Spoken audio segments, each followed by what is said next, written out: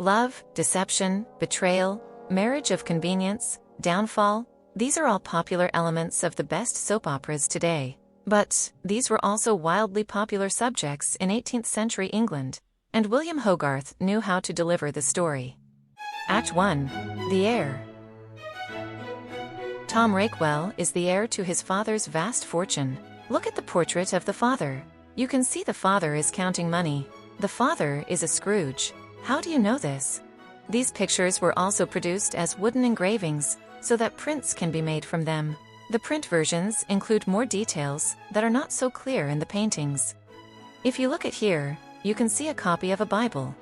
Bible back then had leather covers. But why is it in tatters? That's because he tore it and made it into shoes. He is such a miser, and he gathered his money that way, bit by bit, saving every nickel and dime. But, as you often see, the son, who grew up in an affluent family, does not have the same attitude. And here, you see a person with the cigarette. He is the accountant for the Rakewell household. He is organizing Tom's newly inherited wealth, and it is a vast sum, including land registry certificates and whatnots. And now, here you see a young girl. It's Tome Rakewell's fiancée, Sarah Young. She brought the wedding ring, and Sarah's mom holding the love letters that Rakewell had written to her in the past, as if saying, "How could you do this to her?" That's right. Tom is ending the relationship. He is paying her off to end the relationship. Perhaps, now that he has inherited vast sum of money, he finds a simple girl like Sarah no longer attractive. Look at him. Tom is not even looking at Sarah, but paying more attention to his tailor who is making his new suit. It's like, go away with this. And this was not the only lifestyle change Tom made. Act 2.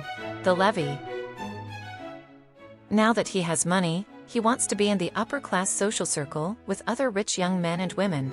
But he does not have the same upbringing, since his father was a miser and a self-made man. So, to join the fashionable social circle of the upper class, a nouveau riche like Tom needs to learn some upper-class skills. So you see here, Tom is taking lessons. He has a dance teacher with the violin, standing gracefully on tiptoes. Here's a fencing teacher in the back.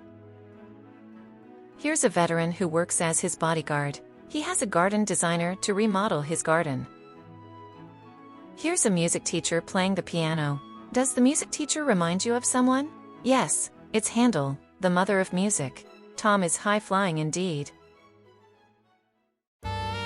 Act 3. The Orgy. Now here he is completely into wild nightlife. He's having fun with two women hugging him.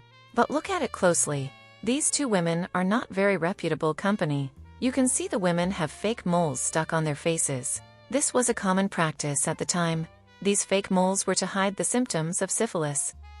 On the floor at bottom right is a night watchman's staff and lantern, souvenirs of Tom's wild night on the town. The scene takes place at the Rose Tavern, a famous brothel in Covent Garden. A woman is stealing a watch and giving it to the other. But he is already drunk and doesn't know what's going on, and his fortunes are dwindling away while he is enjoying these wild nights.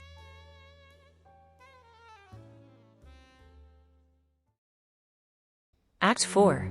The Arrest. Now in this next episode, Tom is about to be arrested. He is traveling in a sedan chair to a party, and is stopped by a bailiff for unpaid debt. His clothes are torn, and he looks distressed, showing the rapid decline of his fortunes. But he narrowly escapes arrest, thanks to this person in the background. Do you recognize her? Yes, that's Sarah Young, the very woman Tom betrayed in the first picture. Even after Tom's betrayal, Sarah is still in love with Tom.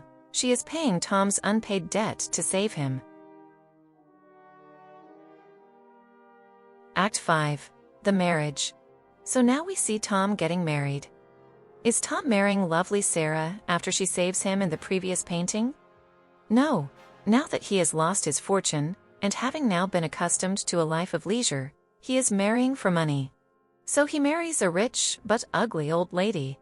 Dejected Sarah even came to the wedding and looks at the newlyweds sadly. Tom is glancing away from his new bride, but is he looking at Sarah? No, he is looking at a maid of this old lady. Apparently, Tom has still not learned his lesson. Act 6. The Gaming House. In the next episode, we see Tom in a gambling house, desperately trying to win back his fortune. He takes off his wig. He's praying for God to help him for the last time. Desperate act of a gambling addict. The room is in chaos, with the tables overturned and cards scattered. This is meant to signify the turmoil Tom is in. And you see there is a watchman, suggesting the law closing in on Tom and his imminent arrest. Now we are heading towards climax. The viewer ratings will go up at this point, and people would be waiting badly for the next episode. Act 7. The Prison. Back in the 18th century London, when people couldn't pay their debt, they got sent to a prison that was made specifically for debtors. It was on Fleet Street. Tom is imprisoned in the Fleet Prison for debtors. His luxurious clothes are now in tatters, and he is surrounded by other prisoners, illustrating his total downfall. Tom is sitting here, but he has already lost his mind. His wife came to see him, but he can't even recognize her. He is seeing things. Look at the telescope and wings in the sky. They show how he's falling into madness. And yet, he is still borrowing money that he can't pay back. You see a beer boy who came to collect money from Tom. And can you guess who else came here to see him? It's faithful Sarah Young. She has fainted seeing this miserable scene. Act 8. The Madhouse. Now you see the end of the bad guy. Tom is in a mental asylum, Bethlehem Hospital. He is now mad. Compare this madman to the confident and even arrogant young man we saw in the first picture, and you can see just how far he has fallen. Tom's wild, unkempt appearance shows his complete mental and physical collapse. The crazies around him are wearing crowns and holding staffs, pretending to be a king or a priest. The ladies are volunteer workers and taking care of these people. You see the guard is taking off the chain from the dying man. And you see a familiar face who watches over Tom till the end. It's Sarah Young. These days we see soap operas on TV or streaming services, but back in Hogarth's days, painting provided the same entertainment. But paintings can only be seen by a small number of people who visits the buyer of the painting. So Hogarth produced the version of his painting in wooden engraving, to be produced as prints. There are explanations of the scenes under each prints. Even in prints, these were not cheap. There were 8 sheets of prints in the set, and one set would be more than $1,000 in today's money. So a rich person would buy it, and people would view them together.